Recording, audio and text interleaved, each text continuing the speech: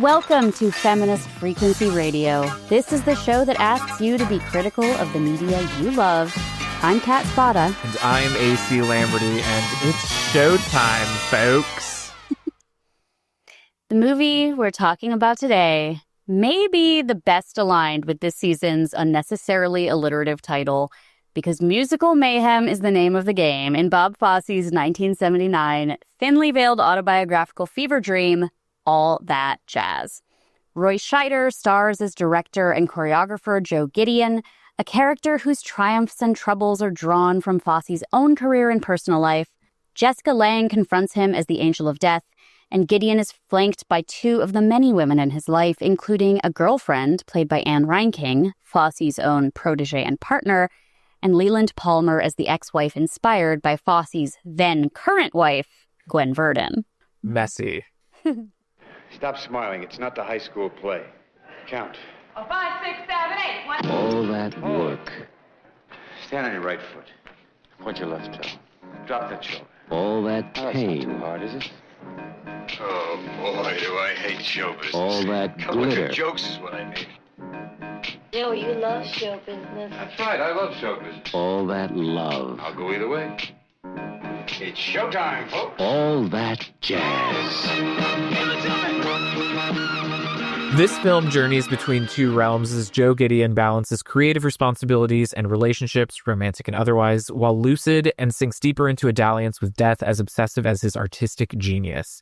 While staging a new Broadway musical and editing a movie about a stand-up comic, nothing seems to be going right. His girlfriends, his daughters, and his producers are all disappointed with him, and Joe's just trying to endure it all with a steady stream of cigarettes, Alka-Seltzer, and Dexedrine.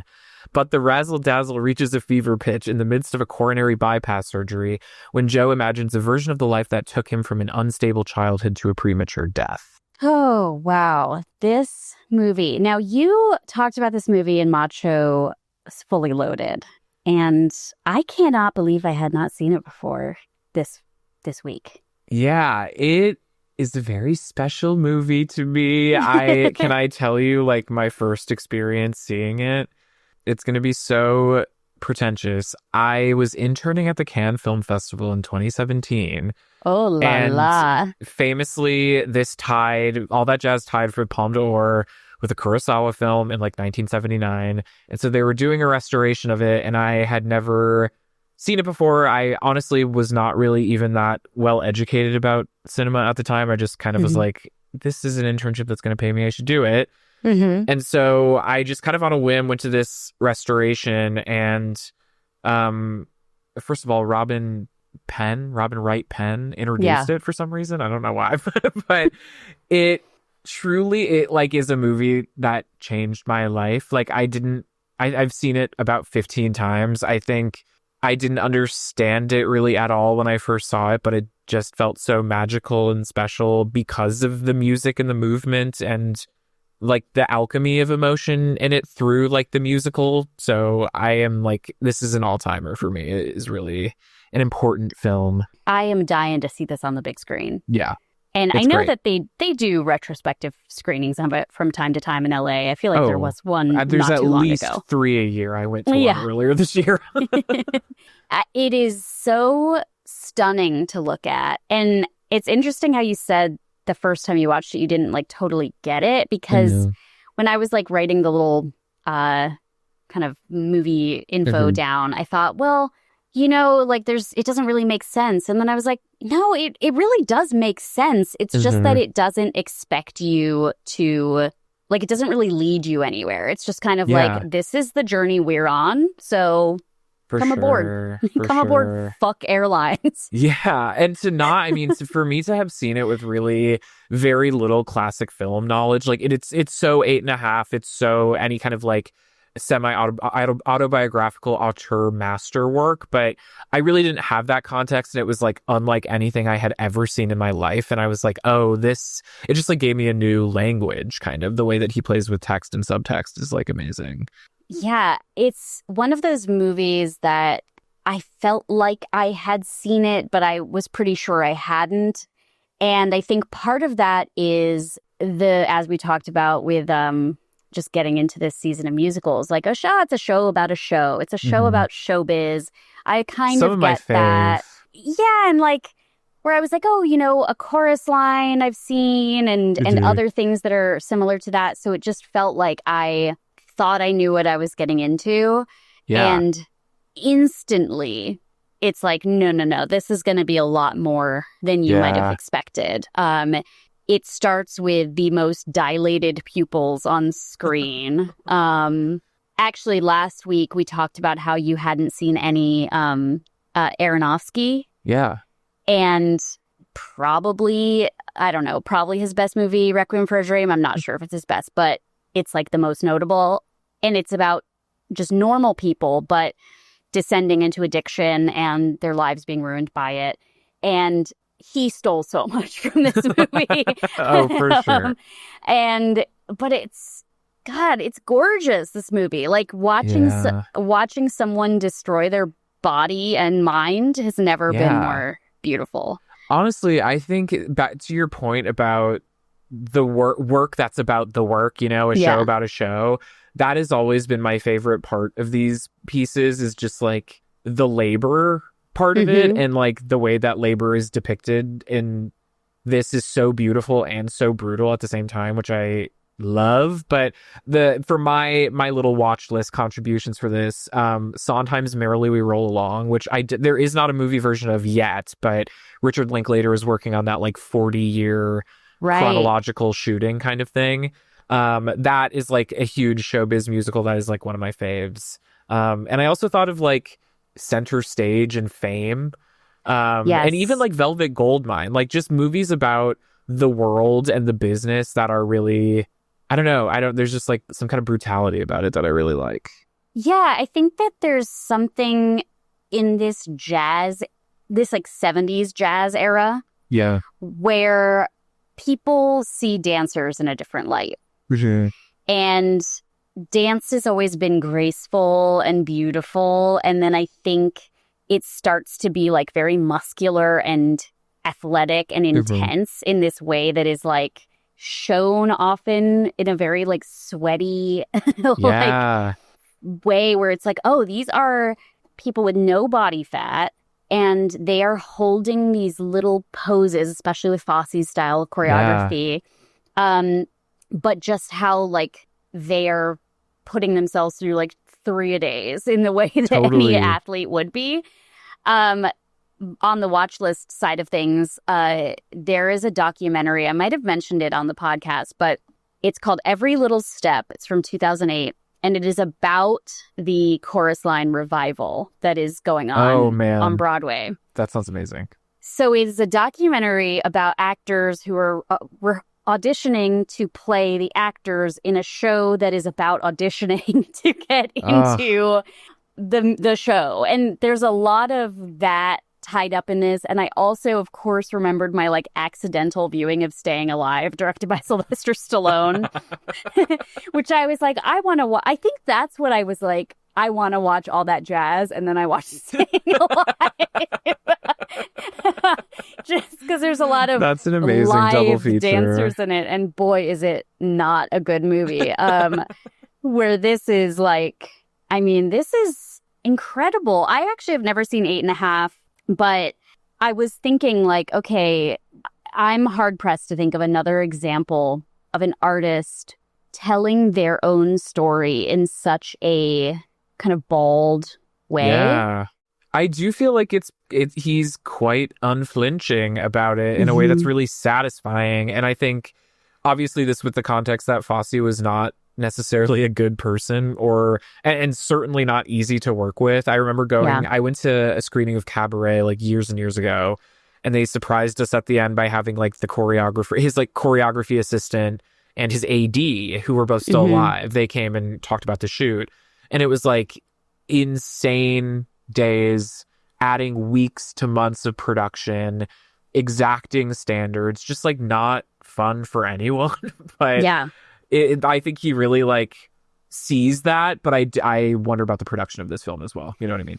Yeah, I guess I guess we're spoiling this movie, I suppose, but like the thing that I think anyone, even if you haven't seen it and you're listening to this, like this exploration of the mad genius, you know, and the miserable artist who has to wring everyone in his life into little tight pieces because that's like in service of art or in service of greatness. Like, I think that's like inherently not like a feminist way to operate. Like, so watching this movie, like, I wasn't really concerned with like, is he going to be redeemed? Or like, is this glorifying some bad behavior? I was kind of like, yeah, it's glorifying bad behavior. It's also not saying that it's worth it. Totally. It's saying it's just how it is. Yeah, I think what makes that particularly successful for me is like the women in his life, the performances are fucking incredible. They are like so amazing. The scene where the two of them are having the workshop conversation and she's dancing and they're trying to work through both simultaneously like the issue in their relationship and the issue in the show. Just like that performance, the presence, the beauty, like the performance of all, like the women specifically, you're looking at this like, why are you treating these people like shit? Like, you could have it all. Like, you are a genius. Like, you could be a good person. Yeah. And that makes it like a satisfying watch. You know what I mean? Like, it doesn't feel like indulgent in that way, you know? Yeah. And like, I don't really need a reason why he's like this. And the movie doesn't totally give us one. So we see some clips of his childhood where he was performing in these sort of like vaudeville vaudeville acts with like topless dancers, and you know, he was probably sexualized at a really young age, and like his mother was, you know, there's definitely a complicated relationship with his mother. But it's not like, I didn't feel like, oh, poor hurt inner child of Joe Gideon. I was just like, and he's being a total asshole, and he is acting in a way like he's insecure, and these women are so strong and powerful, but it's like, I don't think he is insecure. I think it's just like that the cruelty is kind of part of the joy he takes in life. Yeah, and part of the art, you know? Like the way he treats that dancer who he's like, I just want you to be great, basically. He never says that, but like it becomes that trope in further iterations of media. But like, yeah, it's all very, there's a cruelty and a brutality for sure. Like we were talking about. Roy Scheider. So, I mean, other than Jaws, like I can't think of any performance. Friedkin Sorcerer, which is amazing. Okay. Oh, yeah. Oh, I always hear really about that great movie. In that. I'm sure I'm missing others, but yeah. Well, watching this made me want to rewatch Fosse Verdon. Oof. Where I remember them talking, like they cover the making of this movie in that, obviously, because it's like a biography of the two, and where you have Sam Rockwell playing Bob Fosse, then you have Lin-Manuel Miranda playing Roy Scheider on the set. And you know he was jazzed to be there. He was so happy to be there. But I read that this was offered to Paul Newman. And my knee-jerk reaction is always that I want to see Paul Newman and that I would be so horny to see Paul Newman in this movie. But I think that Roy Scheider's skinniness. Yeah, there's a nastiness to him. Yeah, like that he is able to be repellent in a way while you obviously understand why everyone is drawn to him. But it's like, this guy is running himself into the grave. Like, that's what this movie's about. This is a crazy pull, but have you watched Too Much on Netflix? Oh, yeah. I have to say, I think Andrew Scott can pull off the same kind of appeal. Him playing the, like, smarmy, horrible director in that show. Yeah. Obviously, like, broad comedy, but I feel like he could pull that off. My God. But he's so pathetic. Yeah, totally. Yeah. And yet everyone's like, I mean, what am I going to not, like, go with him on this? Your fucking Christmas shoot? Loser, self-indulgent director journey. Like, well. I will say the casting of Anne Reinking is like so twisted and fascinating to me. So she, who was kind of Fosse's mistress, other woman, muse, lover in real life, plays that role in the fictionalized, film. And had to audition for that role. Twisted. That's like, that's nasty. Like, Yeah. That's crazy. Yeah, this guy was like, okay, this is horrible. I feel like I've never really... He was like a cancer to all the people around him, you know? Like, he just infected everything. And at the same time, it's like, he infected them with everything. Like, built them up, brought them down, made them better. A love for the work. And just like, you know, it's the come here, go away of it all, right? Like, well, okay, horrible segue. Speaking of cancer, so the origins of, you know, how this movie came about, this is not his first. This came after Cabaret, which was like his first big Oscar-winning film.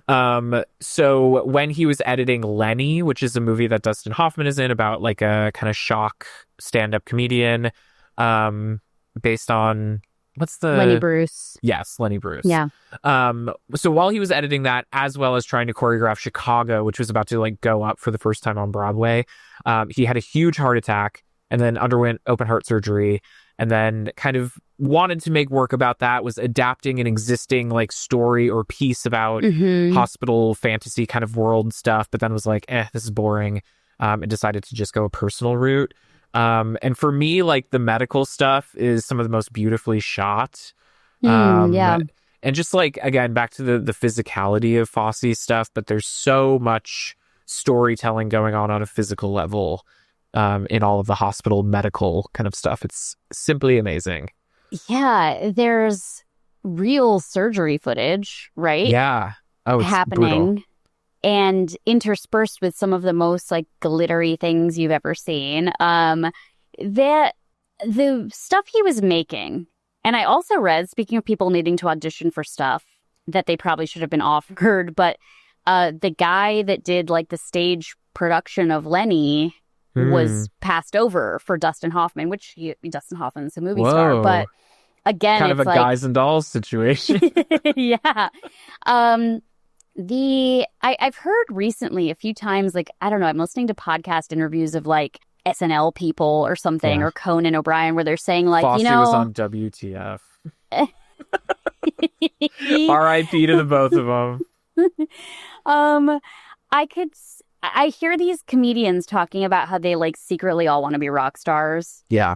And watching this, I had that same kind of question of like, when you are an artist and you're like, well, yeah, I can choreograph, and so that's an easy move into directing. But I also wanted, like, I don't want just to do this for the stage, I want to do it for the screen. Like the goal line keeps getting pushed and pushed and pushed.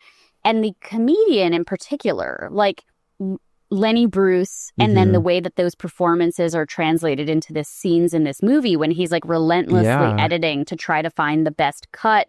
And the crew, the post-production crew, is like, God, I cannot watch this one more time. Yeah. It's this like aggressive, confrontational kind of comedy. Totally. And it just like showed me such a picture of like what he's drawn to, what he values, what he sees as like worth documenting and making a movie about, is like, it's strength, you know, and the beauty in that, I guess. What they get into a little bit in this movie is also like the outcomes of all of this work, right? Oh my God. Okay. I'm thinking of like 3 scenes off the dome, but keep talking. Well, like, just to stay on with the movie that he's editing, everyone is like, there's no possible way that you need to go again, to take that again, to edit it. And then, I don't know if it's the financier or whoever, like, watches the final cut and is like, God damn it. He made it better. Like, yeah. Or the process stuff is some of my favorite as well. Like, I'm thinking in particular, crazy ginger guy who's like the piano player, like maybe like a music assistant kind of figure.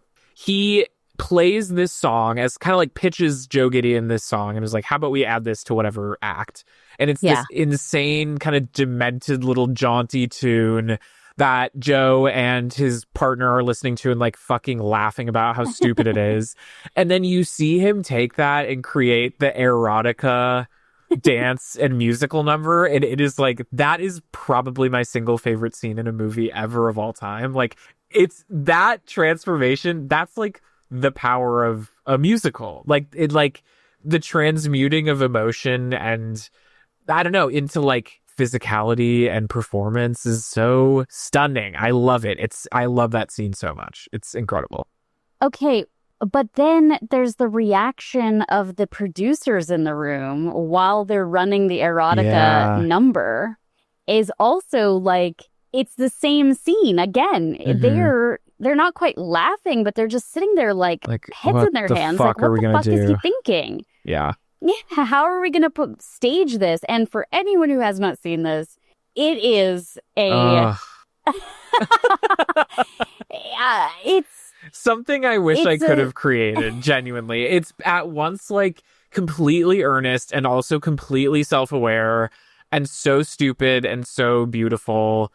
It's crazy. It like starts out as a musical number about flight attendants on a cross-country flight, and then it turns into a fuck fest orgy where the premise is you fuck on the plane, and, and that's it. It's incredible. And it's so like that 70s thing of what if we could do nudity? Like, now we're allowed to do nudity, so what if we did that and like really messed with the squares? Oh my God. Honestly, it's like Skims could never. The looks in that number are like Kim Kardashian is like, that's on her mood board. It's crazy. But like when hair goes nude, it's for a political message or whatever. Sure. With this, it's just like, yeah, but have you ever seen nipples? Guess what? Here's somebody whose boobs are out and they're literally holding headlights like next to them. And it's definitely like capital S saying something. Oh, where yeah, it's for like, sure. You know, there's a boy-girl couple, a boy-boy couple, a girl-girl couple, and then they all sort of mesh together at the end. Yeah, I will say there are some like fun kind of queer moments for me in this movie. On my last watch, what really stood out to me was I clearly Joe Gideon does not give a fuck if someone is gay. He's like worked in the theater his whole life. He literally like doesn't care. Yeah. And then until his lover is talking to someone on the phone in bed, trying to make him jealous, like making dinner plans with some other guy. And he comes over and questions her when he hangs up, and she's like, oh, I'm getting dinner with this guy. And he questions her and says, is he gay? And she says, no. And then he's like, how dare you use my phone to call someone who isn't gay? Which is an incredible line. Like, really and what I remembered from the last It's my personal rule as well. Ethan. Oh, man. It's so funny. Good. But yeah, there is kind of a like open relationship to queerness in that way, and that they're just like, yeah, it's part of the theater. We're in fucking New York, like whatever, which I kind of thought was nice. Yeah, like the producer who everyone sort of like, I feel like every line he has some like commentary on him being gay. Yeah. It's just kind of part of like, yes, and that's what he brings to this. Yeah, like, that's Corky St. Clair. What do you want me to do? This movie's so funny, too. Like, even while horrible things are happening, like, the way that it sees itself for what it is and is, like, very aware and referential. Like, every time there's a line of dialogue that made me stop and think, wow, what a good line of dialogue. One of the characters then goes, hey, that's a really good line. I should use that in something. The John Lithgow scene. So when Joe Gideon, restaurant? Or when he's in the theater, I think. Okay. But the restaurant scene is also great. So when Joe Gideon is like in the hospital, he has a heart attack, and then they're like, we are not doing this show for another 6 months, like rest. And if you are better, then we will do the show, but nothing until then. The producers in the meantime are like kind of courting other directors and like honestly have a bit of a betting pool on like if he's gonna die or not. Yeah. And like they run the numbers on that, and that's like a crazy scene. But they approach a very young John Lithgow who straight up looks like John Early to me.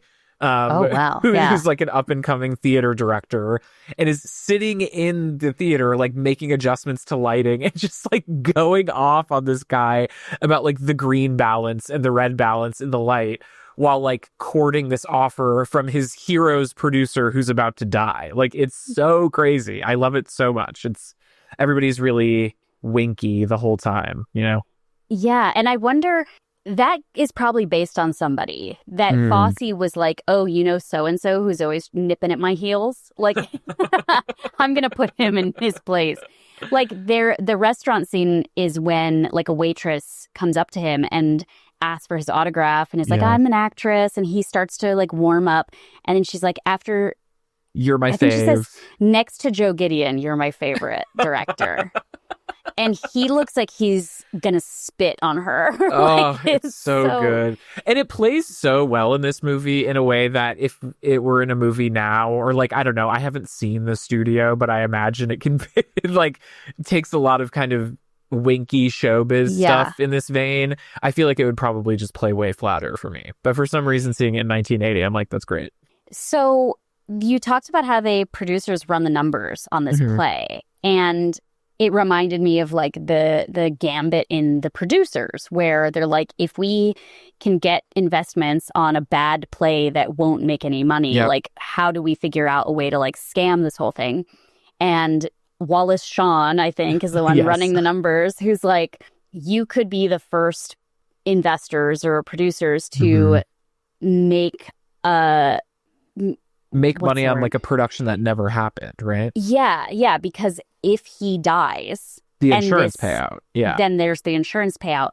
And that, I think, was like really, in some ways, that was the end of the movie to me. Like, that serves as an end to the narrative of a lot of the story. Yeah. Where it's like, yeah, you know, he worked really hard on that movie, and it did well financially, but it got a bad review from a clear Barbara Walters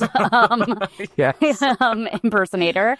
And then this show that you're like, you know, just stretching yourself to the end of your capabilities to make perfect in the way that only you can see it is probably never going to be seen, and nobody cares. Yeah. And that is being intercut with footage of him getting open heart surgery, like real surgery footage of someone's chest being opened up. So like, it's just some of my favorite types of like new Hollywood editing with like this weird non-linear shit that people were able to play with after the studio system. I love it. It's all... Also, I don't know, while you were talking there, it was like spirit of Bradley Cooper is present. I hate to say that I had that thought while I was watching this. I was thinking like, who would be the worst person to play Bob Fosse if they did it again? Pat, don't.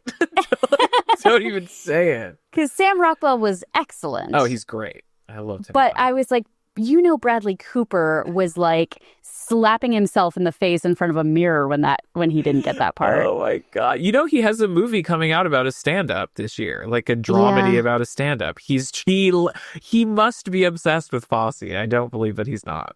Oh. There's no, like, I assume he made Maestro in retaliation. This is my response video essay.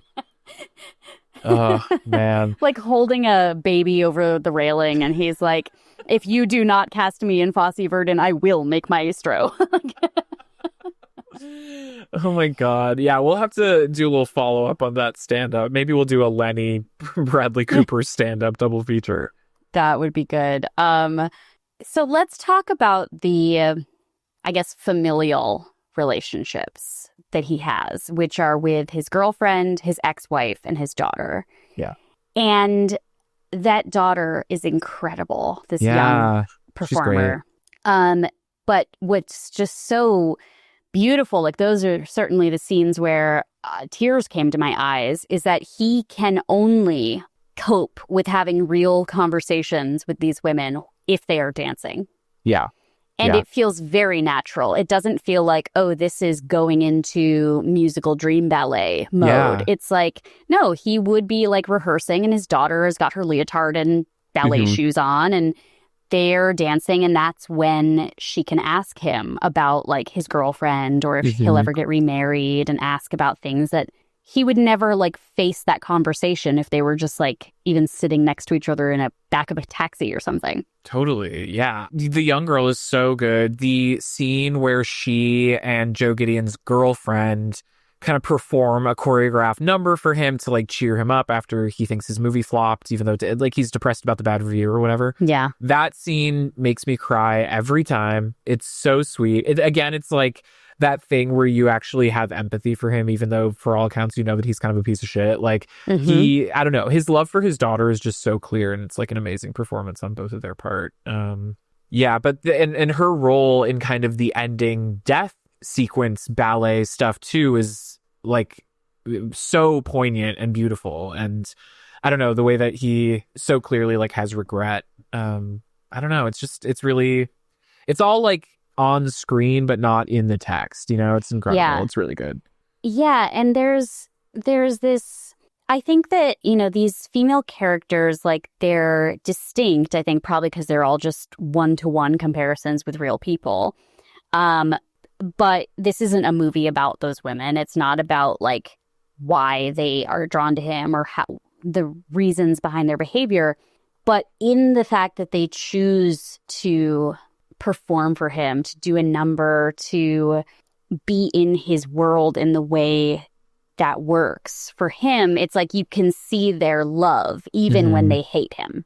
Yeah. And I think that like it's impressive, like, that you do have a real sense of all of these women, even though they're characters in his story. Man, I have said this like 9 different times just here, but like the performances from Anne Reinking and Leland Palmer are fucking amazing. They're so crazy. Leland Palmer on my last watch in particular just really struck me. I think she's amazing. Same. I was really drawn into her, especially because I didn't know her from anything. And funnily enough, Ray Wise's character in Twin Peaks is named Leland Palmer, and it doesn't seem to be that's drawn where from I was that. Like, why do I know that name? And there it is. That's so strange. Weird. Yeah, anyway. Very funny. So this death ballet. Yeah. This is where it does get a little it's not at all unwieldy. It's just that as a viewer, you're kind of having to jump between these like real life scenes in this hospital, the kind of story of him like going to the hospital, not really listening to the instructions, needing intervention, not wanting it, having to get it anyway. There's like this rotation of nurses that come through. CCH Pounder in her first role, who we just talked about from Naked Gun. Then there's like what's going on with the production and whether or not they're going to basically just like hope that he dies so that they can get the insurance payoff. And then there is this number that is like going between, it's not mournful at all, but it's just like the continuation of this angel of death motif with the women in his life, and then turning into this like huge like TV special variety show with, I mean, I was like fully standing up in my living room dancing along. Yeah, entertaining. It's so great. So he throughout his time in the hospital, he's watching these telethons hosted by Ben Vereen as some like telethon host. And he watches them periodically, and his running joke with his girlfriend that he's watching is like he can recite these by memory because they're so corny and like you can just tell what they're doing. And then he ends up as the special guest in the telethon at the end of his kind of death ballet. And everybody that he knows that is important to him is in the audience that we've seen throughout the whole movie. He's the star for the first time. Like, it's the first time we see him singing and dancing. And that is like his usher into the great beyond, essentially. And it, like, I don't know, it really hit me this time around. It was just so, like, that's how I want to think of it. You know what I mean? Like, I love it. I loved it so much. They sing a version of the song Bye Bye Love where he's singing Bye Bye Life. And incredibly watching this, when the final cut at the very end of the film happens and he dies and then the credits roll, I was surprised. Even though it's absolutely served up to you from the first scene of the movie. Yeah, right? And it's reiterated time and time again. He is killing himself and is going to die. The fact that the movie just ends there, I genuinely knocked the wind out of me. Yeah, it is like, I don't know, throughout the whole thing, you do get this sense of like immortality, right? And like, I feel like in my film scholar hat way, it's like that I feel is also Fosse's comment on just like the power of art and his work in general. Like you create a mythic quality about yourself when you become like an auteur like that, right? Or like being a performer, there is a mythos about you, and but like you are fallible and you will die, and then it happens and it's fucking crazy. Like that the edit is insane. Also, just like on the new Hollywood school of filmmaking in general, like that, there are so many great director editors that came out from that era. Like I think about Hal Ashby as another, which is like completely different tone but similar time period. But directors who really, as we see in the movie with this fake Lenny editing, are so fastidious about editing and really use it to like almost experimental effect. And I feel he's like one of my faves in that regard. Like the editing on all of his movies is so sharp and poignant and impactful. I love that. Yeah. I wonder, I'm sure I didn't read about this, but I'm sure there are interviews out there. And I do think Fosse Verdon maybe touched on it a little bit. But like the reaction to this when anyone who knows anything would be like, okay, so why are you making a movie in which you die? Like, that's crazy. It seems unlikely in a sense, like that somebody would tell their own hero's journey and be like, and I overcame it. See, I actually did overcome it. I survived my heart thing until I don't a few years from now. Yeah. Which is crazy. Like kind of the same thing happens to him in real life. Like he dies soon after the premiere, I think, of Lenny or of whatever the next film that comes after, Star 80.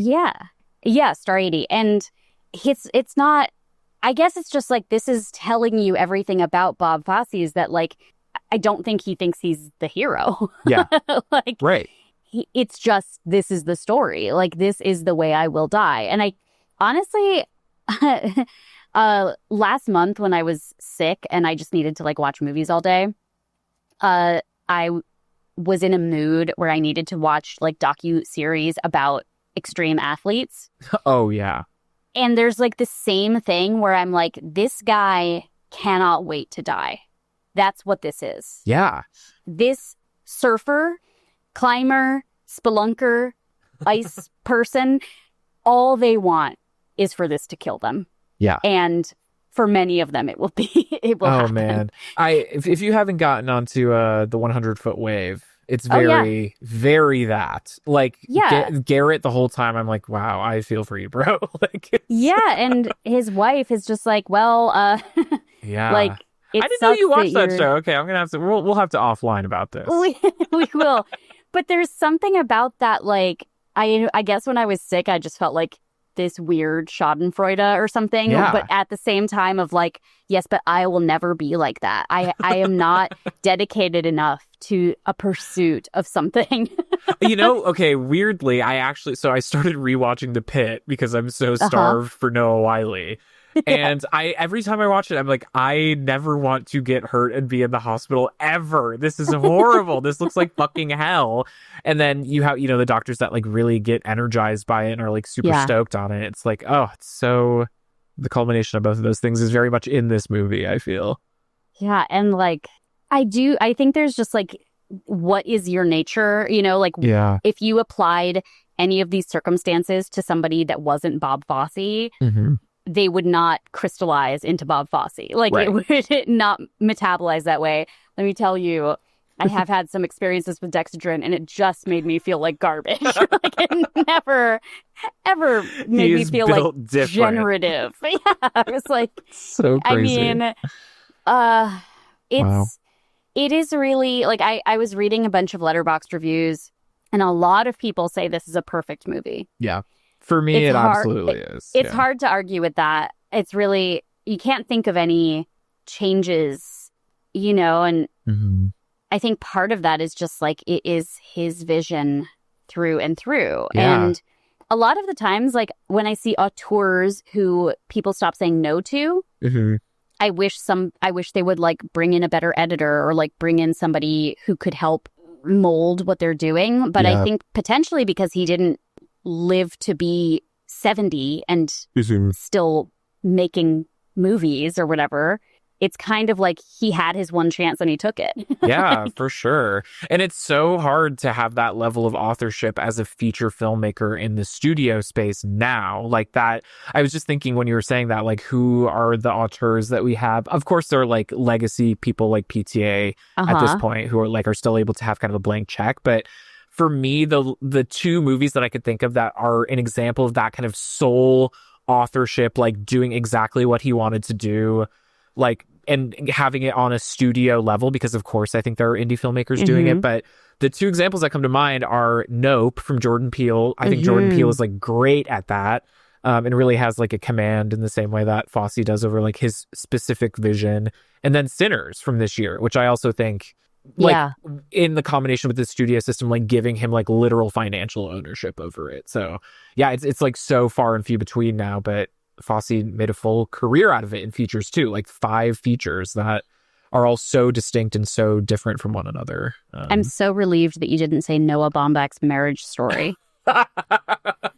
Oh, sorry. Bradley Cooper's Maestro. What am I talking about? Well, my final question for you actually is, do you consider this a musical?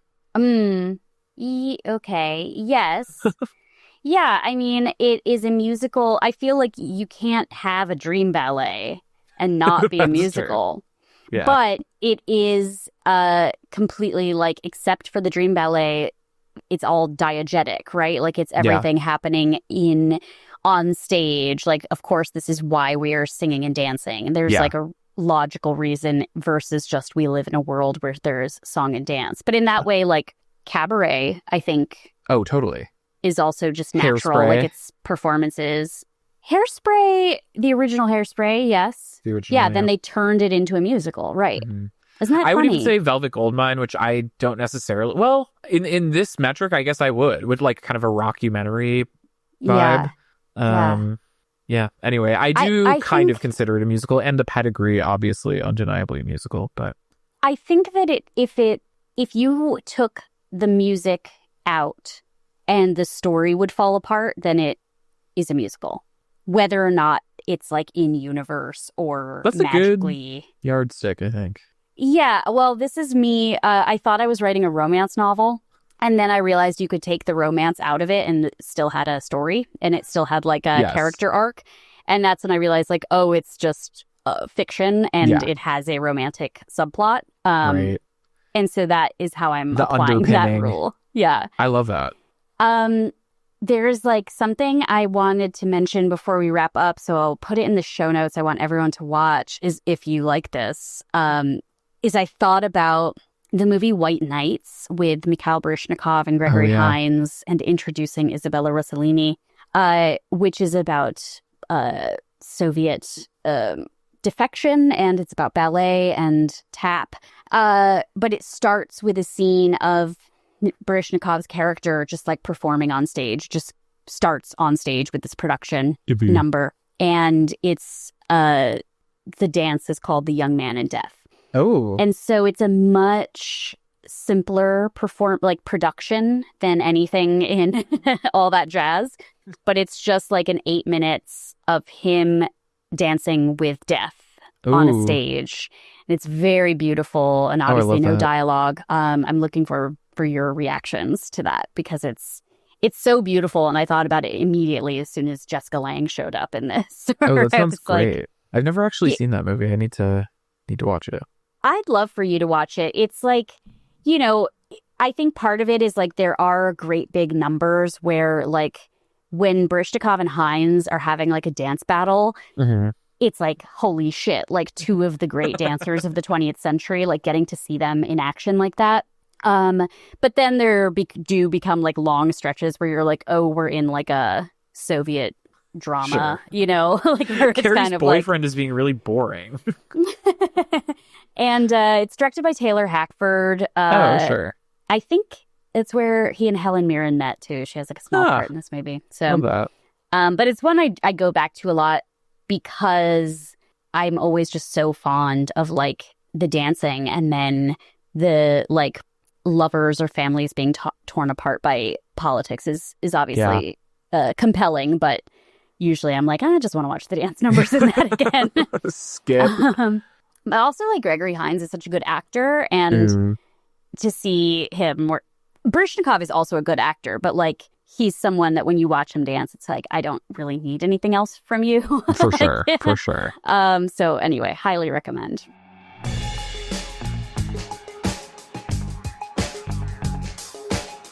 Well, I think that is our show for today. I'm AC Lamberty. You can find me at AC Lamberty on Instagram and Letterboxd.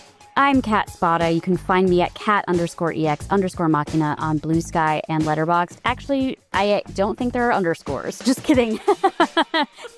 I think on Blue Sky and Letterboxd, I'm just at katexmachina. And please be sure to follow Feminist Frequency on all the platforms at femfreq. And we will have our watch list of films that you should watch to complement all that jazz, also on Letterboxd at femfreq, and will be posted on Insta. If you are a Patreon subscriber, be sure to stick around for the bonus episode where we're going to talk about the Emmy nominations. If you like our show, please help other people find it by sharing, subscribing, rating, and commenting on your favorite podcast app. Thanks so much for listening. Bye. Bye.